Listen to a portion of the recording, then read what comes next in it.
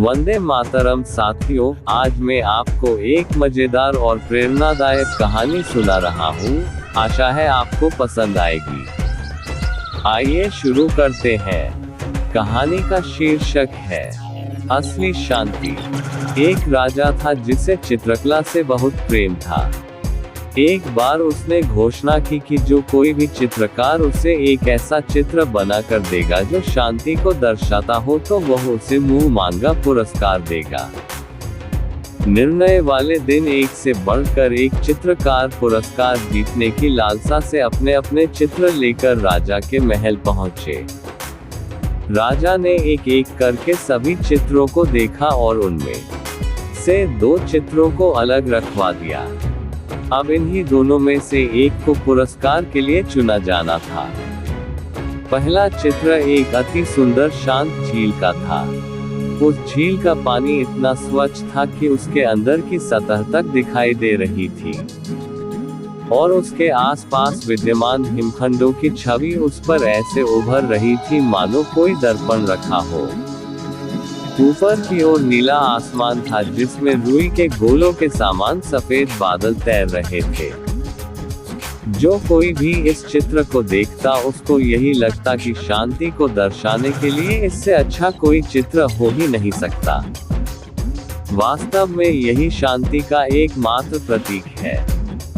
दूसरे चित्र में भी पहाड़ थे, परंतु वे बिल्कुल सूखे, बेजान, वीरान थे और इन पहाड़ों के ऊपर घने गरजते बादल थे जिनमें बिजलियां चमक रही थी। घनघोर वर्षा होने से नदी उफान पर थी, तेज हवाओं से पेड़ हिल रहे थे और पहाड़ी के एक ओर स्थित झरने ने रौद्र रूप धारण कर रखा था।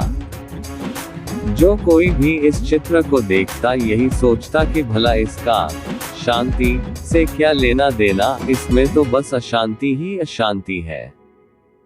सभी आश्वस्त थे कि पहला चित्र बनाने वाले चित्रकार को ही पुरस्कार मिलेगा। तभी राजा अपने सिंहासन से उठे और घोषणा की कि दूसरा चित्र बनाने वाले चित्रकार को वह मुंह मांगा पुरस्कार देंगे। हर कोई आश्चर्य में था। पहले चित्रकार से रहा नहीं गया। वह बोला, लेकिन महाराज, उस चित्र में ऐसा क्या है जो आपने उसे पुरस्कार देने का फैसला लिया, जबकि हर कोई यही कह रहा है कि मेरा चित्र ही शांति को दर्शाने के लिए सर्वश्रेष्ठ है। आओ मेरे साथ। राजा ने पहले चित्रकार को अपने साथ चलने के लिए कहा।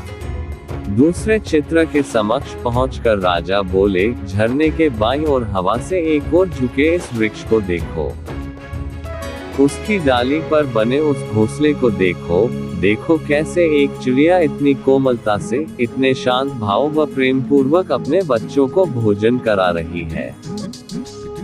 फिर राजा ने वहां उपस्थित सभी लोगों को समझाया, शांत होने का अर्थ यह नहीं है कि आप ऐसी स्थिति में हो जहां कोई शोर नहीं हो, कोई समस्या नहीं हो, जहां कड़ी मेहनत नहीं हो, जहां आपकी परीक्षा नहीं हो। शांत होने का सही अर्थ है कि आप हर तरह की अव्यवस्था, अशांति, अराजकता के बीच हो और फिर भी आप शांत रहें, अपने काम पर केंद्रित रहें, अपने लक्ष्य की ओर अग्रसर रहें।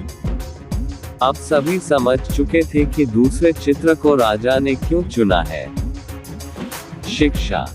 मित्रों, हर कोई अपने जीवन में शांति चाहता है, परंतु प्रायः हम शांति को कोई बाहरी वस्तु समझ लेते हैं और उसे दूरस्थ स्थलों में ढूंढते हैं, जबकि शांति पूरी तरह से हमारे मन की भीतरी चेतना है।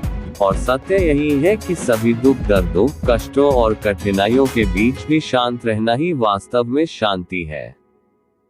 सदैव प्रसन्न रहिए, जो प्राप्त है पर्याप्त है। जिसका मन मस्त है उसके पास समस्त है। तो ये थी आज की मजेदार और प्रेरणादायक कहानी। अगले वीडियो में किसी कहानी को सुनेंगे। तब तक जय हिंद, जय भारत। धन्यवाद।